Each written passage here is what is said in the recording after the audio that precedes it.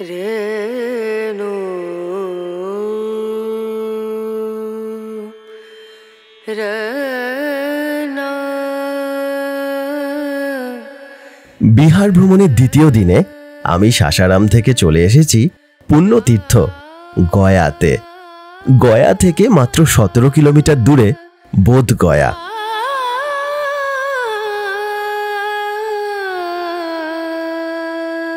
এই বোধ গয়ারই একটি হোটেলে আমি উঠেছিলাম।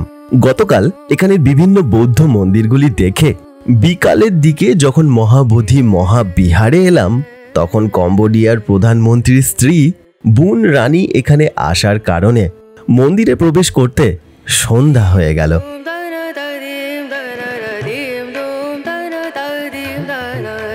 আর তাই আজ সকাল সকাল আমি আবার এলাম এই পুণ্য স্থানে।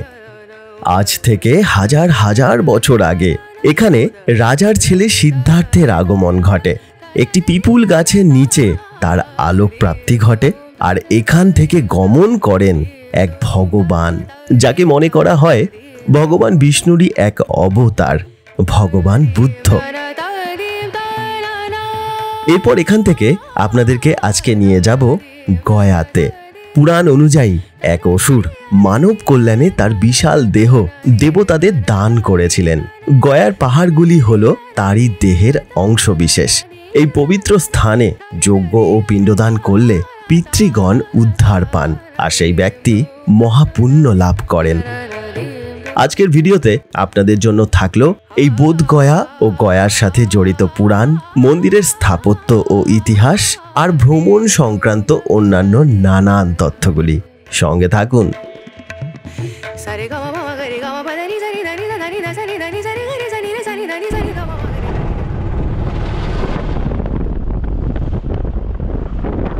এই এসে গেছি মহাবোধি মহাবীরা মন্দিরের সামনে। এই মন্দিরটাকে বুদ্ধগয়া মন্দিরও বলা হয়। মন্দিরে প্রবেশ করার আগে আপনাদেরকে কয়েকটা জিনিস বলে দিই। আপনারা মন্দিরে জুতো নিয়ে প্রবেশ করা যাবে না, তো আপনারা এখানেও জুতো রাখতে পারেন, বা আরেকটু ভিতরে চেকিং করার পর যেখানে জুতো রাখা হয় সেখানেও জুতো রাখতে পারেন। এখানে সব পিছন দিকে সব কাউন্টার করা আছে, আপনারা এখানে জুতো রাখবেন। কোনোটারই পয়সা লাগে না, মোবাইলও নিয়ে যেতে দেয় না, তো মোবাইলও আপনারা এখানে জমা দিয়ে যাবেন। আর হচ্ছে গিয়ে যদি বড় ব্যাগ থাকে তো বড় ব্যাগেরও এখানে কাউন্টার আছে। এই কাউন্টারে দেখুন পিছন দিকে, এইখানে এই কাউন্টারে বড় ব্যাগ জমা দিয়ে যাবেন। আপনাদের কাছে যদি কোনো রকম ইলেকট্রনিক্স গ্যাজেট থাকে সব এখানে জমা দিয়ে যাবেন। যদি ব্যাগের মধ্যে তেমন কিছু না থাকে তাহলে ব্যাগ নিয়ে যেতে পারবেন। ভিতরে চেকিং করা হয়, তো তারা স্ক্যান করে নেবে আপনার ব্যাগে কি আছে। আর একটা জিনিস হচ্ছে, যদি আপনার কাছে ক্যামেরা থাকে, যেমন আমার কাছে এই ব্লগিং এর ক্যামেরা আছে, একটা DSLR আছে, তো আপনাদের যদি ক্যামেরা থাকে তাহলে আপনারা ক্যামেরাটা ওখানে জমা দেবেন। ক্যামেরার জন্য আপনাদের পয়সা লাগবে, আর কোনো কিছুর জন্য পয়সা লাগবে না।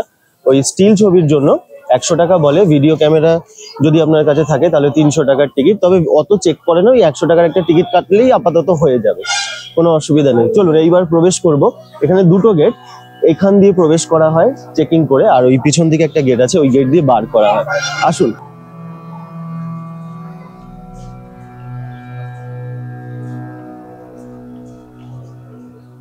এই সামনে হচ্ছে মন্দির, আর এখানে একটা জগন্নাথ মন্দিরও আছে। জগন্নাথ মন্দিরটায় যাব। খুব ভালো চেকিং এখানে, তবে কি পরিবেশটা কিন্তু খুব সুন্দর। ছুটির দিনগুলোতে খুব ভালো ভিড় হয়। আসুন এই যাই, সোজা গিয়ে ডান দিকে ওখানে আরেকবার চেকিং হবে। এখানে একটা চেকিং হলো, আরো একবার ওখানে চেকিং হবে। ব্যাগ ফ্যাগ গুলো খুব ভালো করে চেকিং করছে।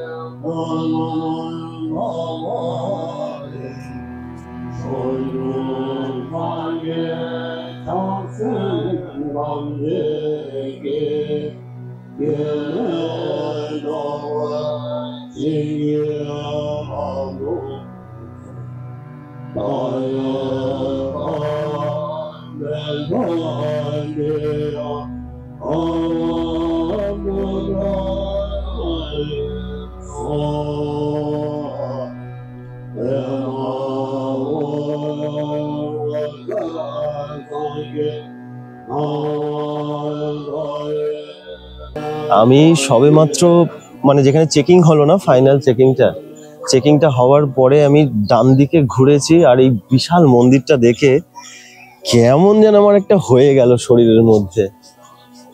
এত শান্ত, এত সুন্দর সাজানো। আমি 2-4টে জায়গায় ঘুরেছি, কিন্তু এত সুন্দর মন্দির, এত সুন্দর পরিবেশ, মানে সাধারণত পাহাড়েই তো আমি দেখেছি এইরকম পরিবেশ, কেমন যেন একটা হয়ে গেলাম।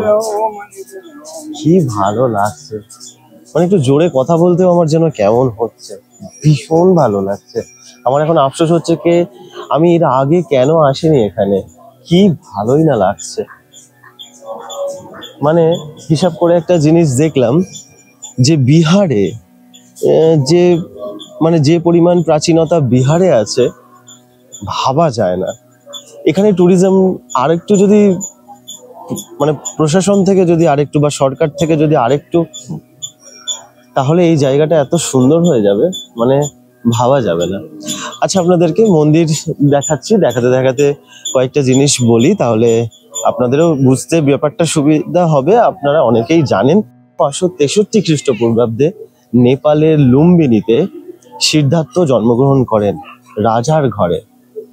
তা যেহেতু রাজার ছেলে, তাই প্রশাসনিক পুঁথিগত বিদ্যা শিক্ষা সে পায়, সেইভাবেই সে বড় হতে থাকে। কিন্তু ছোটবেলা থেকেই মানুষের দুঃখ দুর্দশা, দারিদ্রতা, ভেদাভেদ, অসমতা, জাতিভেদ, এই সবে তার মন কিন্তু সবসময় কাতর হয়ে উঠতো এই সবগুলো দেখে। তা তিনি এই সবগুলো দেখে সবসময় ভাবতেন যে মানুষের দুঃখ দুর্দশা থেকে মুক্তির একটা পথ বের করা দরকার, বা এগুলোকে শেষ করা দরকার। তা 16 বছর বয়সে তার রাজকুমারীর সাথে বিবাহ হয়, আর 29 বছর বয়সে তার এক পুত্র সন্তান জন্মগ্রহণ করেন। কিন্তু মানুষের জীবনের এই দুঃখ দুর্দশা থেকে মুক্তি দেওয়ার জন্য তিনি ঘর ছেড়ে দিলেন, সংসার ছেড়ে দিলেন, বেরিয়ে পড়লেন সেই মুক্তির পথ খুঁজতে। কিন্তু সেই পথ এত সহজ হলো না। সবকিছু ত্যাগ করে তিনি এত কঠোর সাধনা শুরু করলেন, এমন ভাবে তিনি পরিব্রাজক হয়ে গেলেন, তো এমন ভাবে তিনি ঘুরতে শুরু করলেন, দারিদ্রতা, দুর্দশা, প্রতিকূলতায় তার প্রাণ চলে যাবার উপক্রম হলো।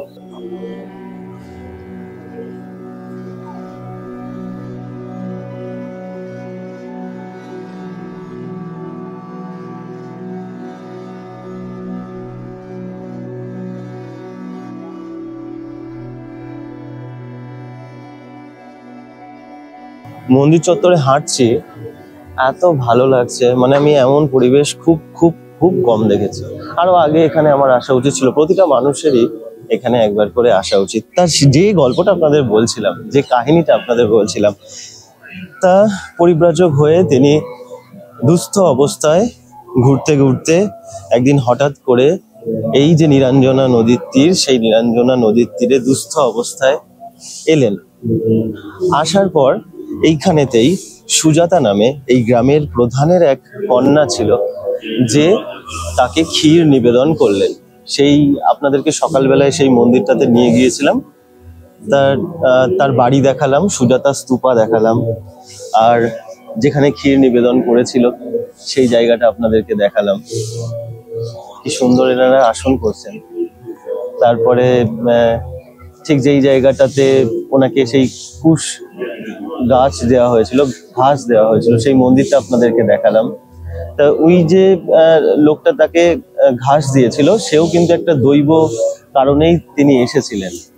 তা উনি এসে ঠাকুরকে দিলেন, ভগবানকে দিলেন, তারপরে সেই ঘাস নিয়ে তিনি ক্ষীর খেয়ে সেই দিনই নদী পার করে তিনি উরুভেলাতে চলে এলেন। এসে পূর্ব দিকে মুখ করে বজ্রাসনে এক পিপুল গাছের নিচে তিনি ধ্যানরত হলেন।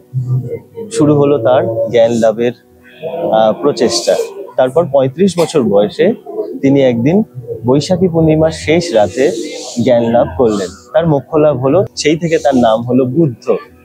আর তার সাথে তিনি হয়ে উঠলেন ভগবান, তথাগত, সম্যক, সমবুদ্ধ। আর যে পিপুল গাছের নিচে তিনি ধ্যানরত অবস্থায় ছিলেন, সেই পিপুল গাছ আপনাদেরকে দেখাচ্ছি। এই হচ্ছে সেই সামনে সেই পিপুল গাছ। আসুন।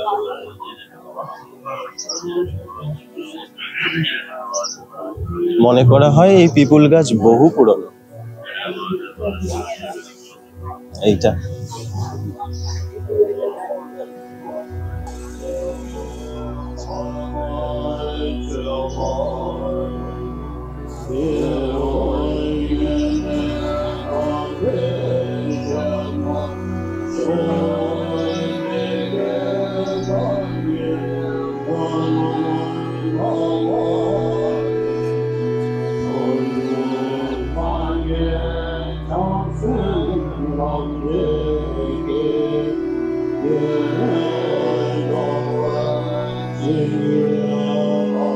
মোক্ষ লাভ করার পরেও ভগবান বুদ্ধ কিন্তু এই জায়গা ছেড়ে যাননি। তিনি আরো 7টি সপ্তাহ এই যে বোধিবৃক্ষ আছে, এই বোধিবৃক্ষের চারিদিকে 7টি জায়গায় ধ্যানরত অবস্থায় ছিলেন। এই যে বোধিবৃক্ষটা আপনারা দেখছেন,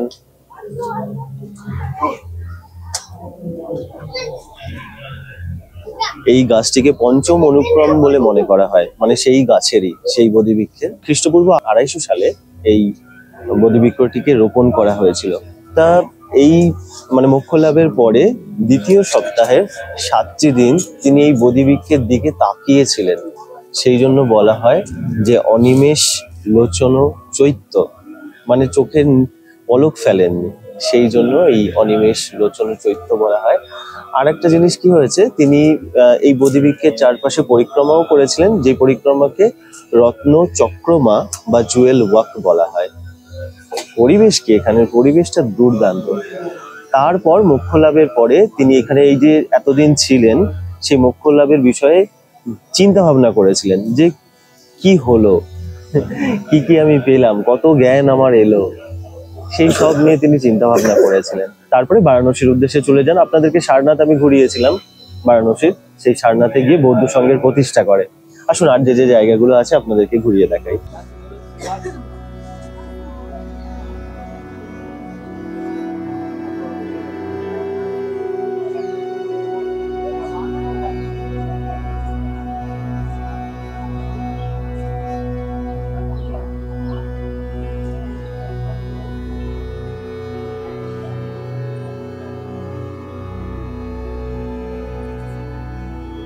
এই যে দরজাটা আপনারা দেখছেন, এই দরজাটা সম্রাট অশোক নির্মাণ করেছিলেন, এটাকে অশোকের দরজা বলা হয়। তা ওই দিকের যে পিলারটা আছে, ওই পিলারটা তো নতুন, ওটাকে নতুন ভাবে নির্মাণ করা হয় যখন এটা ভেঙে গিয়েছিল।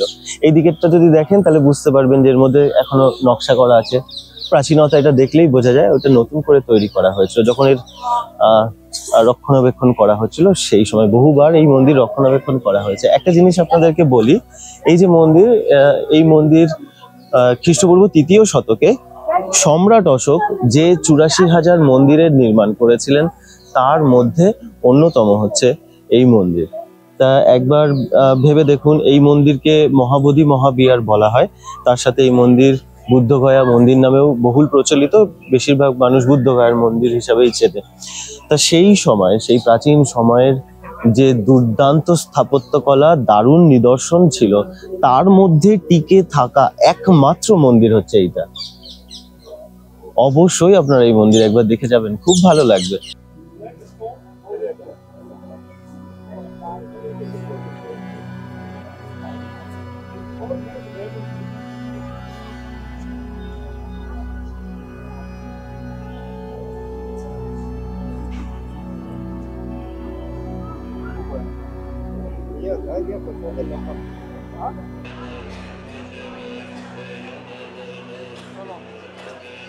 আজকে আমরা যে মন্দিরটা এখন এখানে দেখতে পাচ্ছি, এই মন্দির একটা সময় কিন্তু এমন ছিল না, মানে এখনই তো মাথাটা খারাপ করে দিচ্ছে, তবে একটা সময় এটা আরো অনেক অনেক সুন্দর ছিল, অনেক অনেক সুন্দর ছিল।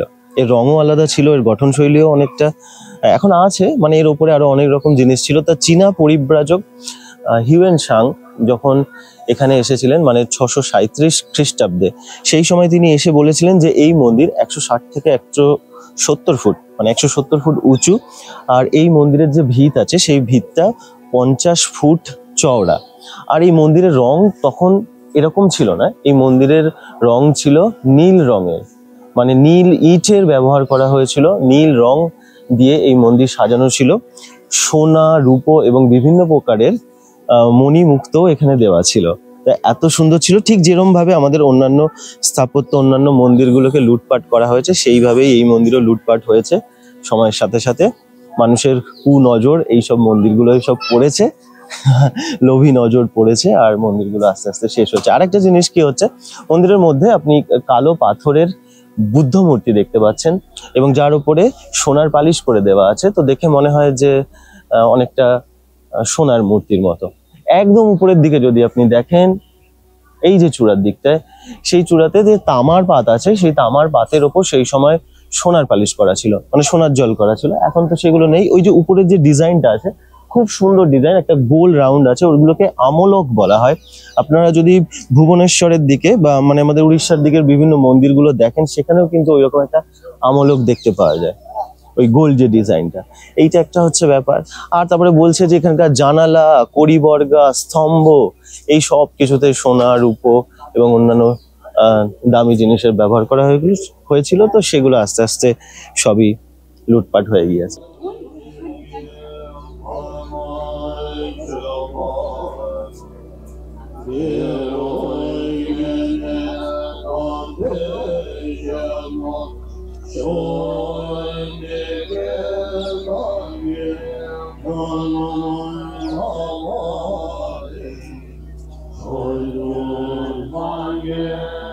এই মন্দির যেহেতু বহু প্রাচীন, তাই এই মন্দির বহুবার পুনর্নির্মাণ এবং সংস্কার করা হয়েছে। যতবার পুনর্নির্মাণ এবং সংস্কারের কাজ হয়, তার মধ্যে বার্মার রাজা মেন্ডং মিং খুবই উল্লেখযোগ্য। 1874 সালে তিনি এর সংস্কার করা শুরু করেছিলেন। তারপরে আলেকজান্ডার ক্যানিংহ্যাম এবং বেগলারের তত্ত্বাবধানে 1884 সালে সেই কাজ শেষ হয়েছে। এছাড়া মানুষের অবহেলা আর প্রাকৃতিক দুর্যোগের কারণেও এই মন্দির বহুবার ক্ষতিগ্রস্ত হয়, যার মধ্যে আমাদের গৌড়ের রাজা শশাঙ্ক উল্লেখযোগ্য। আসুন, এখানে আরো বেশ কিছু উল্লেখযোগ্য জায়গা আছে, সেগুলো আপনাদেরকে এবার ঘুরিয়ে দেখাবো।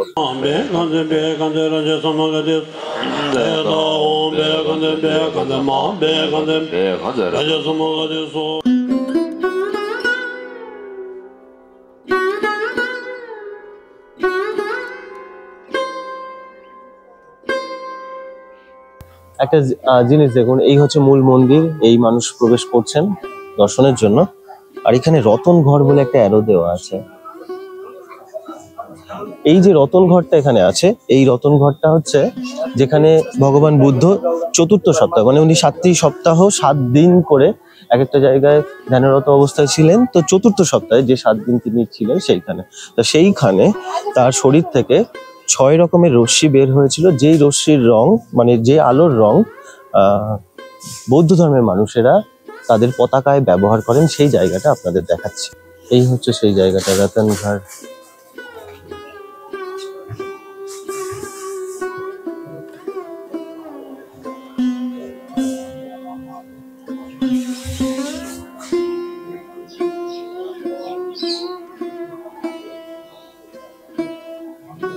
আসুন, এবার আপনাদেরকে একটি সরোবর দেখাবো, যার নাম হচ্ছে মুচলেন্দা সরোবর বা মুচলেন্দ সরোবর।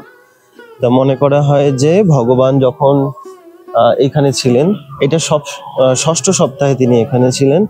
তো এই সরোবরের এখানে যখন তপস্যা করছিলেন, সেই সময় প্রচন্ড ঝড় বৃষ্টি এখানে হয়েছিল। তা সাপের যে রাজা, এই যেখানে লেখাও আছে, তো সর্প রাজা তিনি এসে তাকে আশ্রয় দিয়েছিল ফোনার মধ্যে। তো সেই ফোনার মধ্যে তিনি ছিলেন, তার কোনো অসুবিধা হয়নি। এই সামনে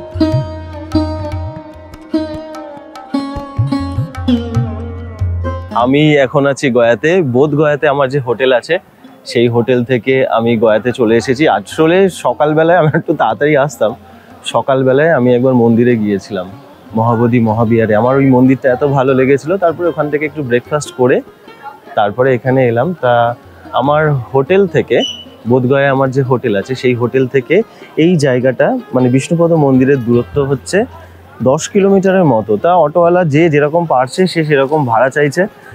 ওই 350-400 টাকা থেকে শুরু হয়। তো আমি দরদাম করতে করতে 200 টাকায় নামিয়ে তারপরে এলাম। আমার হোটেল থেকে একটা ব্রিজ আছে, ওই ব্রিজটা ক্রস করলে একটা মেন অটো স্ট্যান্ড পাওয়া যায়। তো আমি শেয়ারে ওখানে এলাম, তারপরে ওখান থেকে এখানে বিষ্ণুপদ মন্দিরে এলাম। অটোতে করে আসলে তাড়াতাড়ি চলে আসা যায়, তো বেশি সময় লাগে না। টোটোতে আসলে একটু সময় লাগবে। অটোগুলো এখানে বড় বড়, এর গতিটাও একটু বেশি থাকে। তা মন্দিরে বেশ ভালো ভিড় আছে, সেই জন্য আমি একটু ঘাটের কাছে চলে এলাম। এই হচ্ছে বাম দিকে যে নদীটা আছে, এই নদীটা হচ্ছে ফল্গু নদী।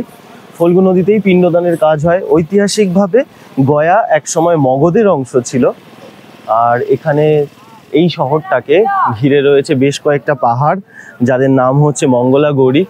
ওই আপনি ওখানে দেখতে পাচ্ছেন, যেখানে শ্রী রামচন্দ্র এসেছিলেন মা সীতার সাথে তার পিতা এবং পূর্বপুরুষদের পিণ্ডদানের উদ্দেশ্যে।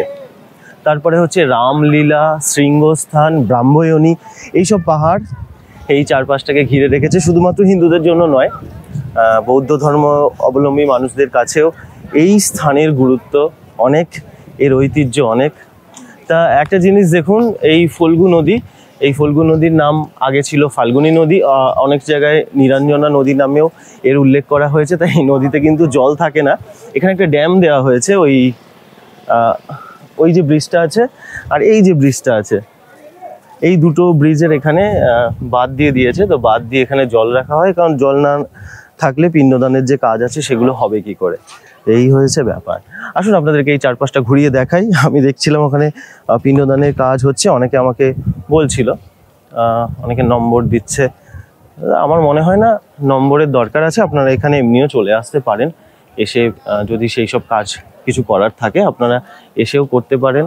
তবে ওই সামনেটায় দেখলাম একটু ঝগড়াঝাটিও হচ্ছে। যদি আপনারা এখানে আসেন অতি অবশ্যই ভালো করে একটু সব কিছু খেয়াল করে তারপরে সেই কাজ করে নিতে পারেন।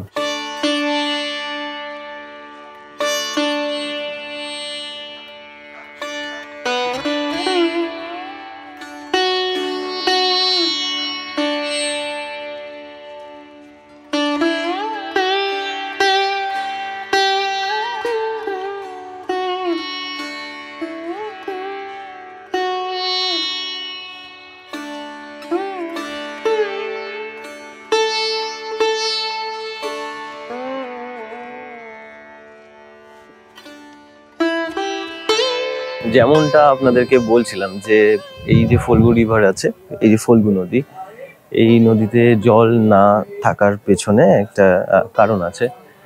সেই কারণটা আপনাদেরকে শোনাই। তবে যদি মানে এই গয়ার মাহাত্ম্য সম্পর্কে জানতে হয় তাহলে আপনারা যদি বিষ্ণু পুরাণটাকে একটু পড়েন তাহলে অনেক অনেক তথ্য পাবেন, খুব ভালো জানতে পারবেন কিভাবে গয়াসুর এখানে ছিল, তাকে কিভাবে বধ করা হয়, তার শরীর কিভাবে পাথরে পরিণত হয়, পাহাড়ে পরিণত হয়। তারপরে ভগবান বিষ্ণুর মনে করা হয় যে এই নদীটা ভগবান বিষ্ণুরই শরীরের একটি অংশ। এই ধরনের বিভিন্ন জিনিস আপনারা যদি বিষ্ণু পুরাণ কখনো পড়েন, আমি আপনাদের নিশ্চয়ই সেই পুরাণের কিছু কিছু অংশ তুলে ধরবো আজকের এপিসোডে। তারপরে আমাদের যে বিষ্ণুপদ মন্দির আছে, সেই বিষ্ণুপদ মন্দিরে ভগবান বিষ্ণুর পায়ের ছাপ কিভাবে এলো, আর অন্যান্য যে দেবতারা আছে তারা কিভাবে সেখানে বসলেন, সেই সব বিভিন্ন কাহিনী, বিভিন্ন পৌরাণিক কাহিনী আপনারা যদি বিষ্ণু পুরাণ কখনো পড়েন খুব ভালোভাবে জানতে পারবেন। আমি আপনাদেরকে এই নদীর কাহিনীটা বলি। যেমনটা আপনাদের বলছিলাম যে শ্রী রামচন্দ্র তার ভাইদের সাথে মা সীতাকে সঙ্গে নিয়ে এখানে আসেন পিণ্ডদানের উদ্দেশ্যে, তার পূর্বপুরুষ এবং পিতা দশরথের পিণ্ডদানের উদ্দেশ্যে। তারা এলেন, সব ভাইরা নদীতে স্নান করছে, এই ফল্গু নদীতে। আর মা সীতা বসে আছে। মা সীতা যেমন তিনি বালি নিয়ে, নদীর বালি নিয়ে খেলছেন। তা এমন সময় হঠাৎ করে রাজা দশরথ এই বালির মধ্যে দিয়ে, নদীর জলের মধ্যে দিয়ে উঠে এলেন। আচ্ছা, উঠে এসে মা সীতাকে বলছে, আমার খিদে পেয়েছে, আমাকে পিণ্ড দাও। তো সেই সময় কি হতো, সেই সময় যার পিণ্ড দেওয়া হতো সেই মৃত ব্যক্তির আত্মা কিন্তু আসতো, এসে সে পিণ্ড গ্রহণ করত পুরাণ মতে। তা মা সীতা তাকে অনেক বোঝালেন যে না, আপনার ছেলেরা আসুক, তারা আপনাকে ভাত আর তিল দিয়ে সুন্দর করে পিণ্ড দেবে। তিনি শুনছেন না, তিনি বলছেন আমি ক্ষুধার্ত, তোমাকে পিণ্ড দিতেই হবে। মা সীতা দেখছে আমি নিরুপায়, আমাকে দিতেই হবে। বলছে আমি কি দিয়ে দেব? তখন রাজা দশরথ বলছে তুমি তোমার হাতে যে বালি আছে সেই বালি দিয়েই পিণ্ড বানিয়ে আমাকে দাও, সেইটা দিয়েই তুমি পিণ্ডদান করো। মা সীতা তখন বলছে আচ্ছা ঠিক আছে। তখন তিনি 5 জনকে সাক্ষী রাখলেন, 5 জনকে সাক্ষী রেখে তিনি পিণ্ড দিলেন। তার 5 জন সাক্ষী কারা কারা? এই ফল্গু নদী, আর একটা ব্রাহ্মণ, অক্ষয় বট মানে একটি বটবৃক্ষ, তুলসী গাছ, আর একটি গরু, তাদেরকে সাক্ষী রেখে তিনি পিণ্ড দিয়েছেন। খুব ভালো কথা। রাজা দশরথ সেই পিণ্ড গ্রহণ করে চলে গেলেন। এবার যখন সব ভাইয়েরা ফিরে এলো, তারা তো সেই শ্রাদ্ধ অনুষ্ঠান যেটা হচ্ছে সেগুলো শুরু করলো। এবার শুরু করেছে, সমস্ত পূর্বপুরুষ আসলেন কিন্তু রাজা দশরথ এলেন না। কি অবাক ব্যাপার। তখন শ্রীরামচন্দ্র বলছেন যে কি হলো এটা? তখন মা সীতা বলছে যে আমি তো তাকে পিণ্ড দিয়ে দিয়েছি। বলছে তুমি পিণ্ড দিয়ে দিয়েছো কিভাবে? তখন সব কাহিনী তিনি বলেন। শ্রীরামচন্দ্র বিশ্বাস করলেন না, বলে এটা হতেই পারে না, বালি দিয়ে পিণ্ড কিভাবে দেওয়া হলো, এটা তো হতে পারে না। তখন মা সীতা কি করবে, সবাইকে বললো যে আমি যাদের যাদের সাক্ষী রেখেছি তারা তারা এসে বলুক যে আমি তাকে বালি দিয়ে পিণ্ড দিয়েছি। কিন্তু সবাই শ্রীরামচন্দ্রের পক্ষ নিল। ফল্গু নদী আর যারা যারা সবাই ছিল সবাই শ্রীরামচন্দ্রের পক্ষ নিল, কেবলমাত্র অক্ষয় বট ছাড়া। এইবার মা সীতা রেগে গিয়ে বলছে তোমরা কেউ যখন আমার সাক্ষী দিলে না, মিথ্যে কথা বললে, ফল্গু নদীকে অভিশাপ দিল। তো গয়াতে ফল্গু নদীর জল নেই। এখানে তো এই যে জলটা দেখছেন এটা ড্যাম দিয়ে এইখান থেকে ওইটুকু করা হয়েছে যাতে পিণ্ডদান দেওয়া হয়। ব্রাহ্মণদের দিলেন, তাদের খিদে কখনো মেটে না, তারা এইখানের সব যারা আছে তারা সবসময় খাই খাই করে। আর গরুকে অভিশাপ দেওয়া হলো, বলছে তোমার সামনে দিয়ে পুজো করা হবে না। তো গরুকে সেই ল্যাজ ধরে পুজো দেওয়া হয়। তুলসী গাছকে দেওয়া হলো, গয়াতে তুলসী গাছ দেখা যায় না। তো এইভাবে বিভিন্ন জিনিসগুলো হয়েছিল। তা অক্ষয় বট, এখানে অক্ষয় বটের সঠিক অবস্থান কিন্তু নিয়ে একটু আছে। এখানে অনেকে বলেন প্রয়াগরাজে আছেন, অনেকে বলেন এই মঙ্গলাগৌরী পাহাড়ে আছেন, এরকম একটা ব্যাপার আছে। আবার অন্য কোনো গাছকেও অক্ষয় বট হিসাবে এখানে এখন করা হয়। তা মা সীতা বলেন যে যারা এখানে পিণ্ডদান করতে আসবেন তাদের যদি অক্ষয় বটকেও তারা যদি পিণ্ডদান করে তাহলে পুণ্য লাভ হয়। বায়ু পুরাণের বর্ণনা অনুযায়ী প্রজাপতি ব্রহ্মা পূর্বকালে অসুর ভাবে অসুর আর দেব ভাবে দেবতাদের সৃষ্টি করেন। অসুরদের মধ্যে গয়াসুর ভীষণ বলবান আর ভীষণ কায়া বিশিষ্ট ছিলেন, কিন্তু অসুর হলেও তিনি ছিলেন ভগবান বিষ্ণুর পরম ভক্ত আর সৎ ব্যক্তি। পবিত্র হয়ে যাতে স্বর্গলাভ করতে পারেন কেবলমাত্র সেই উদ্দেশ্যেই তিনি শুরু করেন ভগবান বিষ্ণুর কঠোর তপস্যা। ভগবান প্রসন্ন হলেন আর তিনি গয়াসুরকে বরদান করলেন। গয়াসুর হয়ে উঠলেন ব্রাহ্মণ, দেবতা, ঋষি ও ধার্মিকের থেকেও পবিত্র। কিন্তু এরপর তার এই পবিত্রতার গুণে পৃথিবীর সকল মানুষ তার সান্নিধ্য লাভে হয়ে উঠলেন পবিত্র, যার ফলে সবাই স্বর্গলাভ করতে শুরু করলেন। এই কারণে স্বাভাবিক জীবনচক্রের পরিবর্তন হতে লাগলো আর যমরাজ পড়লেন মহাবিপত্তিতে। বিপত্তির উপায় হিসাবে ভগবান বিষ্ণুর নির্দেশে প্রজাপতি ব্রহ্মা গয়াসুরকে একটি বিশাল যজ্ঞের জন্য তার পবিত্র দেহ দানের জন্য অনুরোধ করলেন। গয়াসুর রাজি হলেন। এরপর সে শয়ন করলে একটি বিশাল শিলা তার বুকের ওপর চাপা দিয়ে তাকে নিহত করা হলো। এই শিলাই বিষ্ণু শিলা নামে পরিচিত। এই শিলার ওপর ভগবান বিষ্ণু পা রেখেছিলেন বলে তার পদচিহ্ন এখনো এই শিলায় দেখা যায়। ক্রমে ভগবানের বরে গয়াসুরের দেহ বিরাট পাষাণে পরিণত হয়। ভগবানের আদেশেই দেবতারা সেই শিলাতে অধিষ্ঠিত হলেন। ভগবান বিষ্ণুর বরেই গয়াসুরের দেহে যজ্ঞ ও পিণ্ডদান করলে পিতৃগণ উদ্ধার পায় আর সেই ব্যক্তি মহাপুণ্য লাভ করেন। ভ্রমণ সংক্রান্ত বিভিন্ন জায়গার ভিডিও আমি তৈরি করি। যদি আপনাদের এই ধরনের ভিডিও ভালো লাগে চ্যানেলের সঙ্গে থাকতে পারেন, চ্যানেলটিকে সাবস্ক্রাইব করতে পারেন। অনেক ধন্যবাদ আপনাদের মূল্যবান সময় দেওয়ার জন্য। খুব ভালো থাকবেন। দেখা হচ্ছে পরের পর্বে।